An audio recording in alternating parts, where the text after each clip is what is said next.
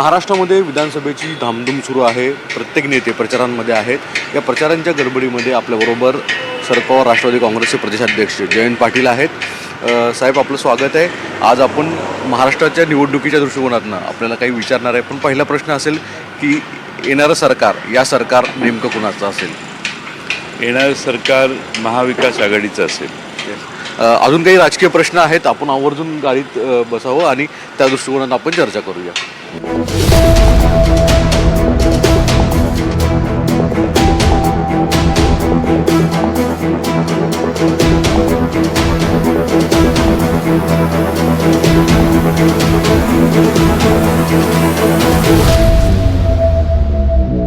जयंत पाटील साहेब आपल्याबरोबर आहेत. राज्यात सगळी चर्चा सुरू आहे ती म्हणजे महाविकास आघाडी, आणि त्यातही शरद पवार राष्ट्रवादी काँग्रेसची. पाटील साहेब, आपलं स्वागत आहे. तुमचं खाजगी घर ते वर्षा निवासस्थान फार जवळ आहे. टप्पा कसा असेल तिथला? कारण की तुमचा कार्यक्रम हा शब्द फार चर्चेचा असतो कायम. आपल्या महाराष्ट्रात महाविकास आघाडीचं सरकार येईल असं आमचा विश्वास आहे. आणि सर्वानुमते जे ठरेल त्याप्रमाणे कोणत्याही वादाशिवाय महाराष्ट्रात नवं सरकार स्थापन होईल.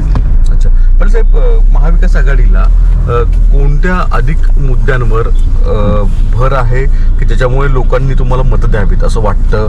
या संपूर्ण कॅम्पेनमध्ये तुम्ही महाराष्ट्रात सगळीकडे फिरताय त्या दृष्टिकोनातून. एक म्हणजे महाराष्ट्रात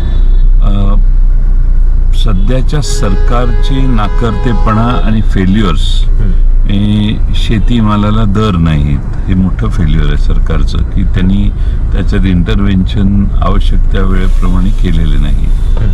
दुसरं, महाराष्ट्रामध्ये यांना कायदा व सुव्यवस्था राखता आलेली नाही. यांच्याच पक्षाची लोक कायदा व सुव्यवस्था हातात घेतात. गुंडाराज सध्या वेगळ्या ठिकाणी अनुभवायला मिळतं. महिलांच्या सुरक्षिततेचा हा मोठा प्रश्न ऐरणीवर आलेला आहे. महिलांच्या बरोबर सगळ्यात मोठं म्हणजे लहान बालकांच्यावर होणारी अत्याचार, त्यांच्या विरोधी महिलांच्यावर होणारी गुन्हेगारी, त्यामुळं अत्याचार, या सगळ्या गोष्टी या फार ऐरणीवर आहेत. फार संकटात महाराष्ट्रातली ग्रामीण भागातली लोक देखील आहेत. जेव्हा संकट नैसर्गिक आलं त्यावेळी या सरकारने नुसत्या घोषणा केल्या, मदती वेळेवर पोचल्या नाहीत. दुसऱ्या बाजूने महागाई प्रचंड वाढलेली आहे आणि बेकारी तर घराघरात आहे. का तर या सरकारने महाराष्ट्राची गती तेवढी ताकदीनं, मजबूतीनं ठेवलेली नाही. आणि त्यामुळं कोणत्याही परिस्थितीत आपल्याला हे सरकार बदललं पाहिजे ही भावना सर्व दूर महाराष्ट्रात आहे. बरोबर. तुमचे जे विरोधक म्हणजे आता सत्ताधारी बाकावरचे जे लोक आहेत ते आवर्जून टीका करताना दिसत आहेत की बटेंगे तो कटेंगे, एक हे तो सेफ आहे. पंतप्रधानांपासून ते अमित भाईंपर्यंत सगळे मोठमोठे नेते भाष्य करतायत. या सगळ्या गोष्टीचे संकेत आहेत की महाविकास आघाडी अल्पसंख्याक समाजाचं जास्त लांबून चांगून करतं की काय, हे संकेत ते देऊ पाहत आहेत. असं आहे की आपण 21व्या शतकात आहोत. यात पुराणातल्या गोष्टी सांगून भविष्याकडे बघता येत नाही. आज नारा काय पाहिजे, खरं राज्यकर्त्यांनी द्यायला पाहिजे की पडेंगे तो बडेंगे, हे बटेंगे तो कटेंगे हा जुना जमाना झाला. कोणी कोणाला काटायला तयार नाही, काटत नाही. विनाकारण भीती हिंदू समाजात निर्माण करण्याचं पाप हे लोक करतात. आणि ह्यांना हिंदू कधी आठवतात? निवडणुका जवळ आल्यावर. 5 वर्ष दुसरं काय आठवत नाही. आणि निवडणुका जवळ आल्या की हिंदूंच्या भावना जागृत करणं, त्यांना अल्पसंख्याकांच्या विरोधी मोठ्या प्रमाणात त्यांची मानसिकता तयार करणं, हे सगळं महाराष्ट्रात आणि देशात वारंवार भारतीय जनता पक्ष आणि त्यांचे मित्रपक्ष करतायत. हे लढून राहिलेलं नाही. साहेब, पण या दरम्यान सगळ्यात जास्त चर्चा अशी होती की बाबा ठीक आहे ते हिंदूंना घाबरवत आहेत, पण अशा परिस्थितीत वेगवेगळ्या मौलवी संघटना, मुस्लिम संघटना ह्या महाविकास आघाडीला थेट उघड पाठिंबा देतात. याचा अर्थ स्पष्ट आहे की कुठे ना कुठेतरी अल्पसंख्याक समुदाय सुद्धा एकेरी कुठेतरी भूमिका घेते लोकशाहीत. असं आहे की तुम्ही जर एखाद्या समाजाच्या अंगावरच जायला लागला तर ते तुम्हाला कशाला पाठिंबा देतील? तुम्ही त्यांना निवडून आल्यावर तुमचं बघतोच आणि अशी आव्हानं देत असाल, त्यांच्या अस्तित्वालाच धोका ज्यांच्या नुसते अल्पच मुस्लिम समाजच नाही आहे, ख्रिश्चन समाज आहे, पारशी समाज आहे,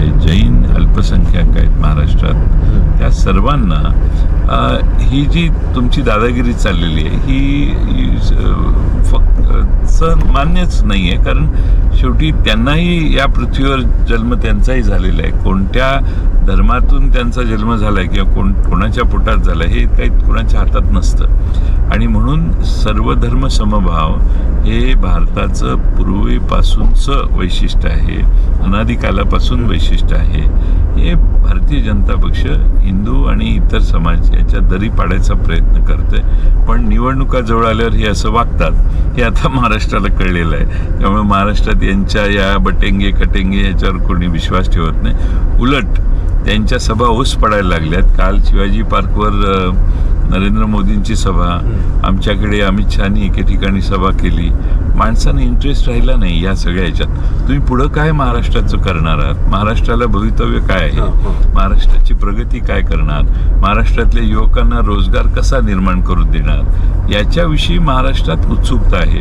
पण सत्तारूढ पक्ष हा त्याच्यापेक्षा बाकीच्याच गप्पा जास्त मारतो. हे महाराष्ट्राचं आणि देशाचं दुर्दैव आहे. बरं साहेब, या सगळ्या गोष्टी सुरू असताना दोन विषय प्रश्नांची सगळ्यात जास्त चर्चा, म्हणजे तुमच्या जिल्ह्यामध्ये ज्यावेळेस अजितदादा येतात आणि सिंचनाचा मुद्दा काढतात त्यावेळेस तुम्ही मंत्रिमंडळात होतात, तो मुद्दा खरंच अजित पवारांनी तिथं का काढला आणि परत एकदा सिंचनाचं भूत, सिंचन घोटाळ्याचं भूत परत एकदा वर आलं आणि ती डोकेदुखी झाली? खरं आहे अजितदादांच्या डोक्यावरती भूत आहेच.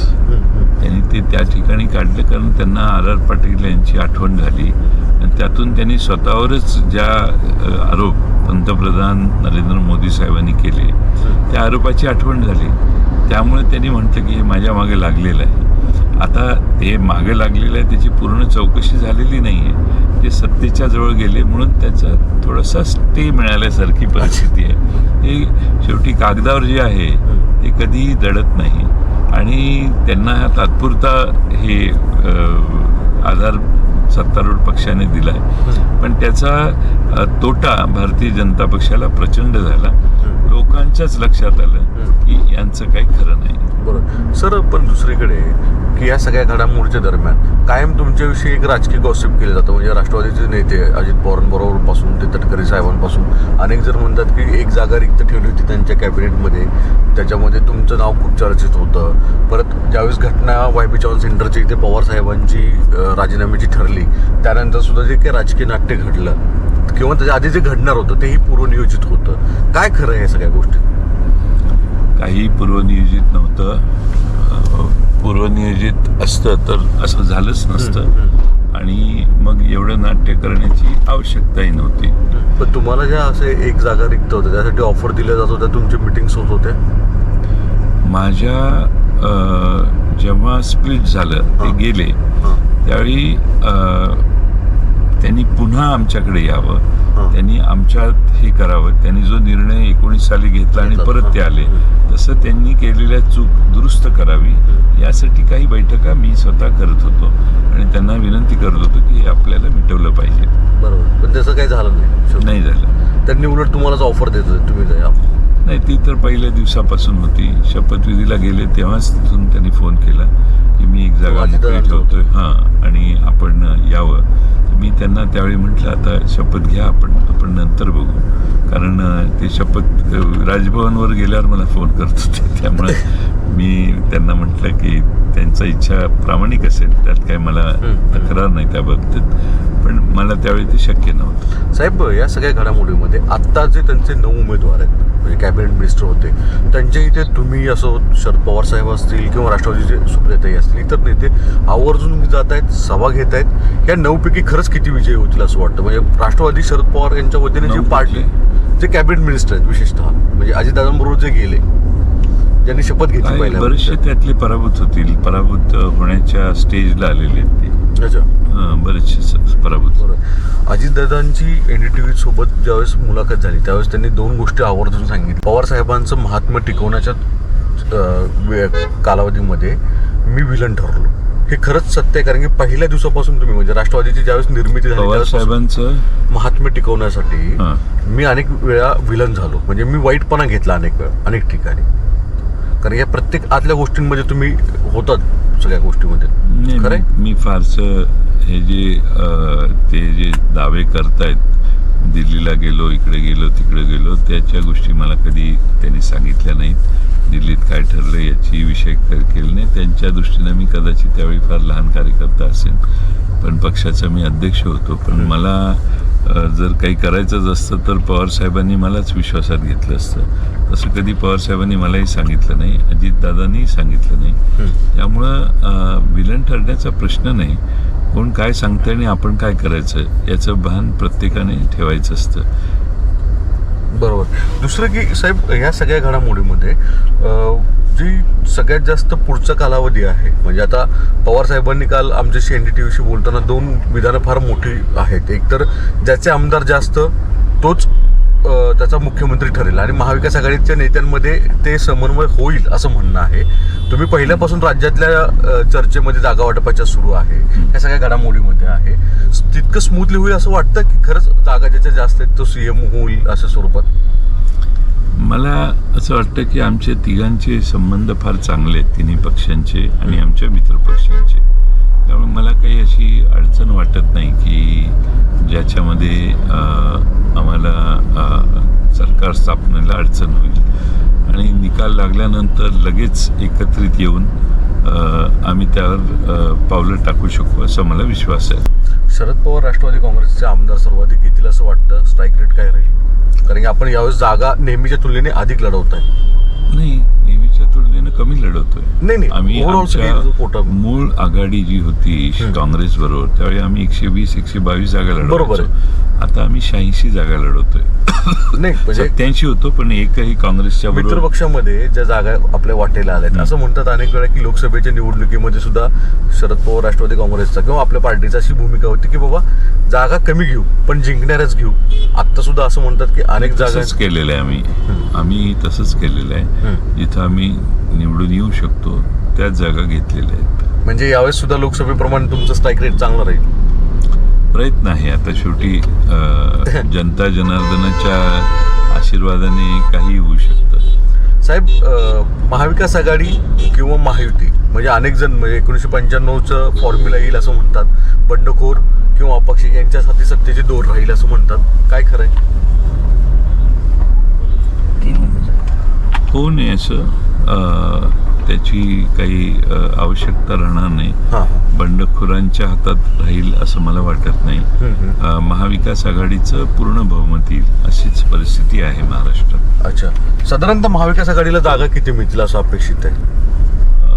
साधारणपणे महाविकास आघाडीला जागा 170-175 पर्यंत जाऊ शकतं महाविकास आघाडी असं मला वाटतंय. पण काल तर पंतप्रधान सांगतात की शपथविधीच्या सोहळ्याची तयारी सुरू करायची, अप्रत्यक्षरित्या संकेत देतात. इतका कॉन्फिडन्स आहे महायुतीच्या नेत्यांना? असं आहे की त्यांचा कॉन्फिडन्स गेल्यामुळं त्यांच्या लक्षात आलं असेल समोर जेवढ्या खुर्च्या टाकलेल्या तेवढी माणसं नाही आहेत आणि मैदान मोकळं आहे म्हटल्यावर स्वाभाविकच त्यांना शपथविधीच आठवला असेल. म्हणजे महाविकास आघाडीच नेते शपथ घेतली हे निश्चित आहे. हो, महाराष्ट्रातलं चित्र तसंच आहे. साहेब, CM पदाच्या दावेमध्ये तुमचं नाव किती आहे खरं? आणि राष्ट्रवादीकडनं पहिले जे 3 नेते असतील ते कोण कोण असतील जे CM पदासाठी चर्चेत राहतील? अर्थात पवार साहेब निर्णय घेतले, मला उत्तर तुमचं माहिती आहे तरी सुद्धा. नाही, असं आहे की माझं नाव चर्चेत आहे किंवा नाही वेगळ्या ठिकाणी वेगळ्या अपेक्षा लोकांच्या असतात. त्यामुळं त्याच्यावर न कमी बोललेलं आणि न बोललेलं जास्त चांगलं. शेवटी एकदा विजय झाल्यानंतर मग त्या बाबतीत चर्चा करणं योग्य. आज आमचं पूर्ण लक्ष महाविकास आघाडीचा प्रत्येक उमेदवार निवडून कसा येईल हे याकडेच आहे. साहेब, अशी एक खूप राजकीय वर्तुळात गॉसिप सुरू आहे, चर्चा सुरू आहे की समजा जर आपले निकाल 23ला लागतायत, 25 पर्यंत जर गव्हर्नमेंट फॉर्म होत नाही तर राष्ट्रवादी राजवट लागू शकते. चर्चा खूप अशी खरं आहे. तुमचे काय पॉलिटिकल अनालिसिस आहेत की जर तसं होतं किंवा नाही होणार? नाही, असं आहे की टेक्निकली 26 तारखेपर्यंत सरकार अस्तित्वात आलं पाहिजे आणि ते जर आलं नाही तर त्यानंतर राज्यपालांची अधिकार सुरू होईल. त्यासाठी हे लावूही शकतील. पण मला असं वाटतं की भारतीय जनता पक्षाचं असे तोडफोड करण्यात फार नुकसान झालेलं आहे. भारतीय जनता पक्षाला जर महाविकास आघाडीकडे कौल असेल तर भारतीय जनता पक्षाला थांबण्याशिवाय गत्यंतर नाही आणि राष्ट्रपती राजवट लावेपर्यंत आम्ही वेळही लावणार नाही. 23 तारखेला निर्णय जाहीर झाले की मला वाटतं 24 तारखेला सगळे एकत्रित बसून निर्णय करतील. 25 तारखेला शपथविधी होऊ शकतो. सर, आपण NDTV मराठीशी खूप दिलखुलास गप्पा मारल्या, अनेक गोष्टी सांगितल्या, त्याविषयी खूप खूप नमस्कार. थँक्यू.